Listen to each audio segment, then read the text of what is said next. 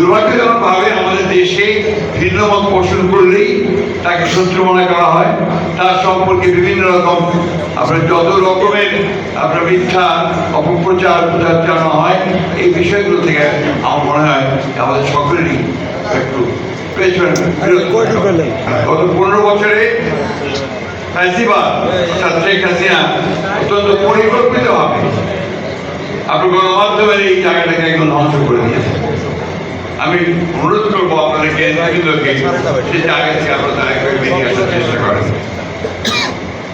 আমি অত্যন্ত কৃতজ্ঞতার সঙ্গে স্মরণ করতে চাই আজকে এখানে যারা নেতৃত্বে আছেন এবং বিএনপি যে সবসময় আমরা কাঁধে কাঁধ মিলিয়ে ফ্যাসিবাদের বিরুদ্ধে লড়াই করেছি, আমি তাদের প্রতি আমাদের কৃতজ্ঞতা জানাচ্ছি। প্রিয় বন্ধুগণ, আপনারা জানেন যে এমন একটা সময় এখন, যে সময়টার জন্য গোটা জাতি অপেক্ষা করে আছে যে আগামী ফেব্রুয়ারি মাসে একটি নির্বাচনের মধ্য দিয়ে একটা গণতান্ত্রিক ব্যবস্থায় আমরা ফিরে যেতে সক্ষম হব। আমরা সবাই এটা চাই। যে একই সঙ্গে আমাদের মনে রাখতে হবে যে আমরা গণতন্ত্রে ফিরে যেতে চাইলে অপরের যে মত প্রকাশের স্বাধীনতা সেটাকে আমাদের একই সঙ্গে মূল্য দিতে হবে।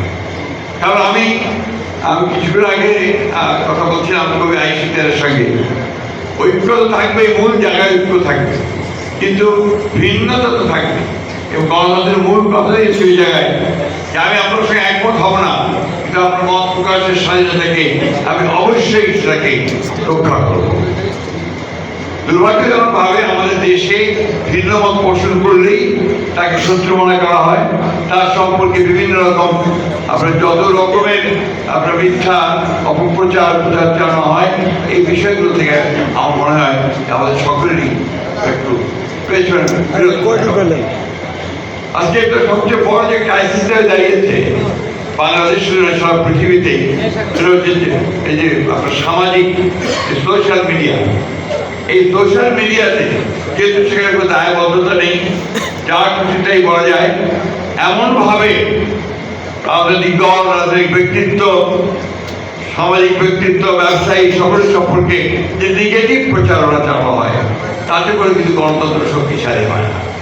দুর্ভাগ্যজনকভাবে এখানে তারা এমনভাবে একটা প্রচারণা চালান যে বাংলাদেশে আজকে এটা একটা সমস্যায় দাঁড়িয়েছে, যেখানে আমার কাছে মনে হয় যে এক ধরনের আপনার এনার্জি, এক ধরনের একটা নৈরাজ্য সৃষ্টি করবার চেষ্টা করছে।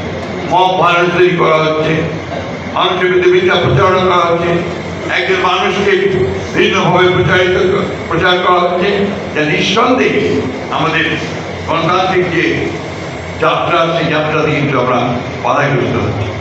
আপনারা সবাই জানেন যে বিএনপি প্রমাণিত একটি রাজনৈতিক দল। বিএনপি সেই রাজনৈতিক দল 1975 সালে যার প্রতিষ্ঠাতা শহীদ জিয়াউর রহমান, তিনি একদিনের শাসন ব্যবস্থা থেকে বহুদলীয় শাসন ব্যবস্থা নিয়ে এসেছিলেন এবং বন্ধ করে দেওয়ার সমস্ত পত্রিকাগুলোকে খুলে দিয়েছিলেন, গণমাধ্যমের স্বাধীনতাকে নিশ্চিত করেছিলেন।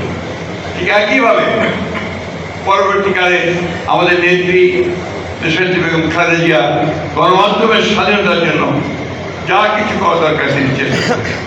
আমরা আমাদের 31 দফায় পরিষ্কার করে বলেছি আমরা নিশ্চিত করব গণমাধ্যমের স্বাধীনতা একেবারে পুরোপুরি ইন্ডিপেন্ডেন্ট থাকবে, স্বাধীন থাকবে, সে বিষয়টি আমরা নিশ্চিত করব। এ ব্যাপারে আমাদের কমিটমেন্ট পরীক্ষিত, নট দ্যাট যে আমরা শুধুমাত্র কথার কথা বলে আমরা এই কথাগুলো বলছি, এটা আমরা আমাদের পরীক্ষা করে দিয়েছি। এখানে এক ভাই বলেছেন চ্যানেল আই কথা, চ্যানেল আইকে আপনার বিএনপির সঙ্গে কেন চ্যানেল ওয়ান তো তাকে তো জড় ছিল, এটা একটা প্রাইভেট অর্গানাইজেশন, ব্যক্তি মালিকের একটি প্রতিষ্ঠান। প্রতিটি আপনার হাউজি কিন্তু ব্যক্তি মালিকানাধীন রয়েছে। এখানে কোনো রাজনৈতিক দলকে সম্পৃক্ত করাটা আমার মনে হয় সঠিক হবে না। আমরা এই জায়গাগুলো আপনাদের বিবেচনা করা দরকার। আর সবচেয়ে বড় জিনিস হলো কি, আপনি যদি আপনার অধিকার প্রতিষ্ঠিত করতে চান চাকরির ক্ষেত্রে, অন্যান্য ক্ষেত্রে, আপনার ইউনিয়নকে আরো শক্তিশালী দিতে হবে, আপনাদেরকে সক্রিয় দাঁড়াতে হবে। কোনো দলের লেজবৃত্তি না করে আপনাদেরকে দাঁড়াতে হবে, দেখবে যে আপনার অধিকারটাকে আপনি আদায় করতে পারবেন।